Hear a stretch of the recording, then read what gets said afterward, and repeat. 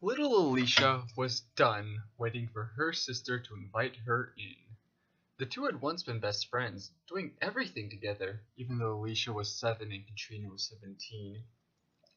Sure, Katrina had the odd teenage moment where she didn't want to spend some time with the little brat, and they had the same fights all close family members had, but it wasn't until recently that any part of Katrina's behavior could be described as disconnected. She had, without any apparent warning, seized contact with her friends, her family, her teachers, and, as far as both Alicia and her parents could tell, anyone. In the last few weeks, Katrina's life had gone from a moody but bearable and sometimes even amicable teenager who tried and failed to become a successful guitarist and write the next great American poem to that of a shut-in, never speaking to anyone beyond the request for necessities and obligatory thank yous. She listened to music all day now rather than write her own. Even at school, the closest thing she had to friends noticed her odd behavior, particularly Nathaniel, the boy she absolutely despised. The feeling was mutual, or at least Nathaniel thought it was until she stopped putting any efforts into responding to his insults. Alicia had only a half understanding of this aspect of Katrina's life, so Nathaniel's observations were understandably not on her mind so much as the fun they were finally going to have, whether Katrina wanted to or not. She knocked on her sister's room, determined not to let the usual "go away" deter her. That "go away" never came. For some reason, Katrina had chosen to respond to Alicia's never-ending knocks and calls with complete and utter silence. Finally, using a trick Katrina had taught her when they were both much younger, Alicia wanted to steal some cookies their parents had forbidden them. She unlocked the door and snuck in. A game of hide and seek almost seemed necessary, for Katrina was not in her usual spot on the bed, but luckily she had made it rather easy for Alicia by leaving the bathroom door open. Because of that, it took only seconds for little Alicia to see her sister smiling for the first time in quite a while, as her head bobbed around from the effect Alicia's opening the door had had on the string pulling up Katrina's neck. Alicia's parents were always quick to notice when something was wrong with their children, as evidenced by how quickly they reacted to her screams. When the mother of the family saw what Katrina had done, she froze. The father did the same. Their synchronization was rather temporary, however, as one started to cry while the other sat down on Katrina's bed, his face seeming to be stuck that way. It would be stuck that way for a while. Maybe the old superstition was true. Anyway, it took them hours to find the note where she explained her actions, primarily because they didn't even think to start looking for quite a while. Said note was a little difficult to understand. I am a beautiful sunset, and no one will take the time to look. Busy, busy, busy, everyone's so busy. The lark cries out, yet no one hears its song. Finally, someone looks at it, but only to complain. The lark has made a nest of string. It's hideous, says the man. So she hanged it up. Don't be too hard on the girl. The poetry teacher at her high school really got the job on charisma rather than talent, and she hadn't been exposed to enough to really understand the difference between trite and deep. I mean, a lark? Seriously? A dove would have been less cliche. It made her mother cry anyway, and it made her father think about life. Alicia, well, she was still trying to remember how to think. Eventually they had the sense of mind to contact others about the situation. Friends of the parents who had occasionally said hello to Katrina were shocked beyond measure, often losing track of whatever it was they were planning on doing at the moment. Alicia's friends were confused as to what the word suicide meant. Katrina's peers, finally, were heartbroken. Elizabeth Caldwell felt the worst about it all. She told everyone about who could stand to listen, and when it came to heartfelt warning about so monstrous an event, what beast couldn't stand to listen? About how they were great friends, about how wonderful she was, about how beautiful and how lovely, and, well, she hadn't fully grasped the old literary truism of show don't tell. As your humble narrator, I will take up the mantle for her, and describe all of their previous interactions so the reader can truly grasp how deep and true this relationship was. On September 18th of last year, Katrina had asked Elizabeth what time it was. Elizabeth was getting annoyed at people asking her that just because she had gotten a new watch, and informed Katrina to "buzz off, freak." At another time, they happened to be sitting next to one another on a public transit bus and coffee was spilled, eliciting a half-mumbled "sorry" from both girls. Elizabeth couldn't remember whose fault it was. That was a comprehensive list of all the conversations these two, who Elizabeth currently described as true friends, had ever had, and I feel they paint a deeper picture of the amity they shared than any of Elizabeth's unknowing attempts to imitate Katrina's poetry.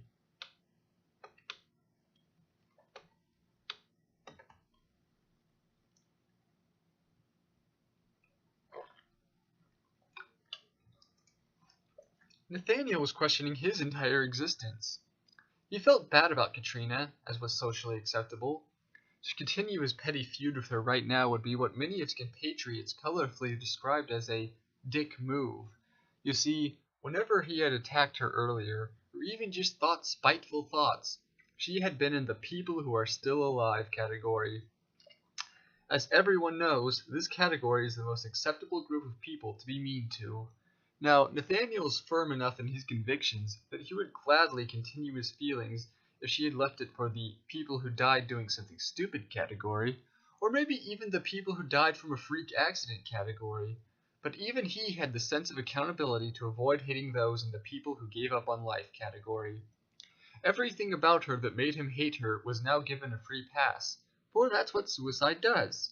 Sure, most tragedies give people a few passes on the simple things, and even suicide can't get you out of enough murders, but however much of a bitch he thought she was, I make no judgments on whether or not she deserved the title, all actions were forgiven by her efficient use of a string. He had once told her, after hearing one of her poems, that she was a lark that no one would listen to.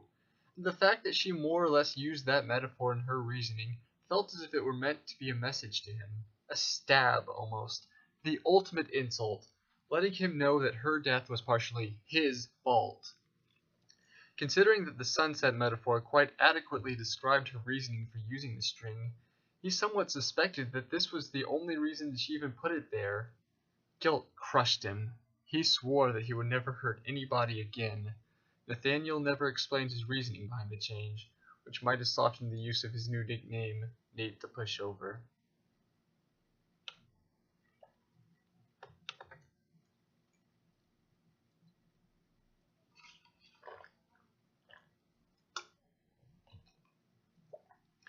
Her teachers were all crying, with those who had her in her classes crying slightly louder, and those used to performances crying the loudest. Her poetry teacher was hit hard by the news. Though she was always an enthusiastic supporter of the art, and was always willing to defend him from both those who thought his class was an easy elective and those who criticized his shallow and vapid understanding of the material. What did that even mean? He knew exactly what was happening in each of the wonderful poems he taught. Which ones were good, which ones took a little bit of appreciation to understand were good, which ones were so good even those who didn't normally understand poetry could get them, who in the narrative ones was in the right, what wonderful things the poets were saying about love, what horrible things they were saying about evil. He understood it all with perfect clarity. Mostly, he understood and loved how rarely they tried to offend or degrade. They understood purity and goodness, and he preferred to think that he did too. It broke his heart to fail Katrina on that one submission. Though it used excellent imagery, he was afraid that the sunset metaphor might be a little too overdone. It broke his heart even more to see her tantrum when she found out. Now, it shattered his heart to hear that she had used part of that very line in her last piece of writing.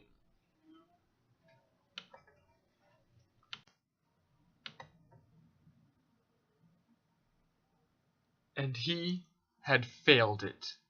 It was clearly so important to her. Oh, how had he missed its depth! Failing grades were for happy people. Failing grades were for people who hadn't killed themselves. Danny, who had turned in garbage from day one, was failing, but he was still alive and breathing, and no fine teacher would ever consider changing his grade. Katrina, however, was dead, and after that tantrum he could only conclude that it was partially his fault. He deeply regretted it.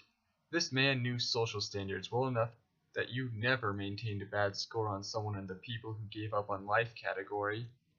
The only real question in his mind was whether or not passing her posthumously would look good or petty.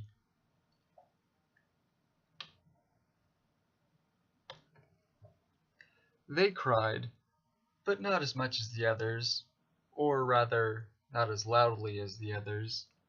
Even the father lost that blank stare for a while to let out a bawl once enough time had passed. So busy, why was I always so busy? He stared at his wallet, filled to the brim with credit cards from 6 different companies, because stores were always so annoyingly choosy about which ones they accepted, and the wadded cash stored even more messily. With the money in the wallet and the bank accounts the cards represented, he had paid off the relatively fine house and kept meals on the table for years. He got the car, the occasional trip, his daughter's music lessons, and basically everything in the realm of possibility for a middle-class family to have. The only thing he could never buy was time. Time to spend with his children, time to see Katrina's suffering, time to stop it. It was all his fault. This man prided himself on not being one of those rich busybodies who could barely remember their children's names, but apparently he hadn't cared as much as he thought. Had he cared, she wouldn't have done it. That's why they do it, isn't it? Because no one cares. Because he was too busy caring about trivial things such as a house or a car or food or living to notice the beautiful sunset. What was their last conversation? A fight about her terrible grades. Oh God, he had been so angry. Is that what led her to it? When he screamed at her over how she couldn't do her chores anymore, about how that unfinished art project while the string was still covering her floor after all these months. Oh God, that was in her note. He had been given the only chance to prevent this, and he made it worse. He had actually given her the weapon to do it with. Yells and angry words were meant for people who were going to stay alive. Katrina's father did not burst into another fit of bawls. Rather, his face returned to its original stone-cold expression.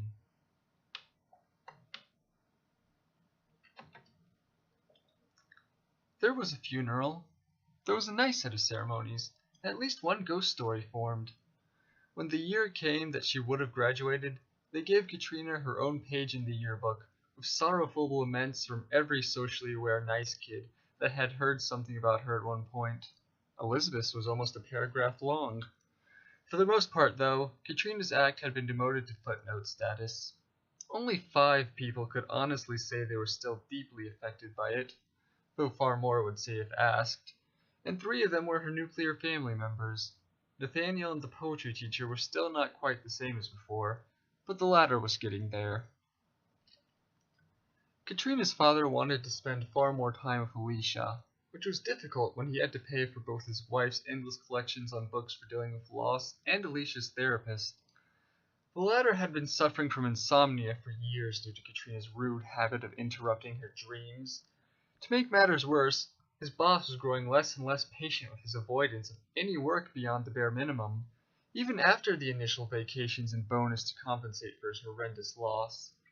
The people who gave up on life category occasionally comes with family benefits, and was leaving the idea of a pay cut in the air. If that happened, they might have to cut back, which is well and good so long as they kept the house. They had to keep Katrina's room. It was where she lived, where, they all wished, she would have lived better, if only they'd been better. It wasn't long after the pay cut was left in the air that it came to the ground. Alicia's meals were thinner, her trips to anywhere outside of town gone, her trips inside of town practically gone, and her bed no less comfortable with the damn ghost of Katrina haunting her every night. It was the room, her 8-year-old mind insisted, that blasted room, where it all happened, where it all went down, where Katrina took her life and took theirs with her. After one particularly bad day, when she wasn't allowed to go out with her friends to the theater because her father wouldn't let her accept a friend's offer to pay for her ticket, Alicia did something she hadn't done since that day. She entered her older sister's room. Only her mother did that these days, to make sure everything was in the exact same place Katrina had left it.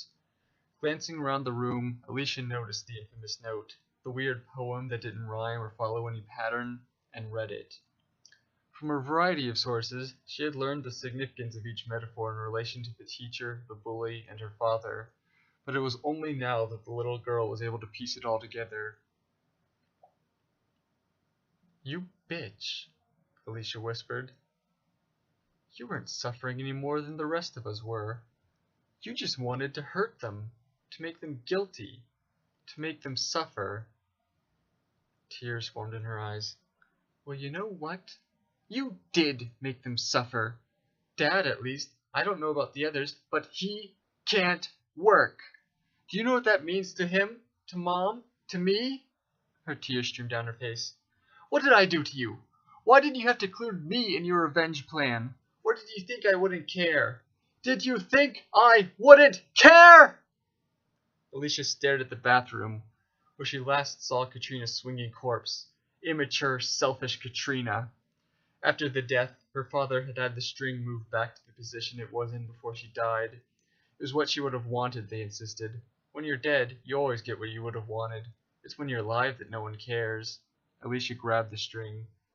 I hate you, she declared, her volume not much louder than that of the simple declaration of fact, but her tone darker than any 8-year-old's had the right to be. She ripped apart the string, then threw herself upon the bed, fingernails clawing at the soft covers, and then she toppled the cupboards. By the time she had calmed down, the room was a mess, and not because Katrina was working on some art project that she would never finish, even if she were still alive, but because Alicia wanted it to be. She had no nightmares that night, even when her parents spent the night shrieking in horror when they found out what some heartless miscreant had done. They never did find out about the girl with the string. Her feelings didn't make any sense, and neither did the parents. How could one have such strong emotions about an empty room? But then, it is suicide. When has it ever made sense?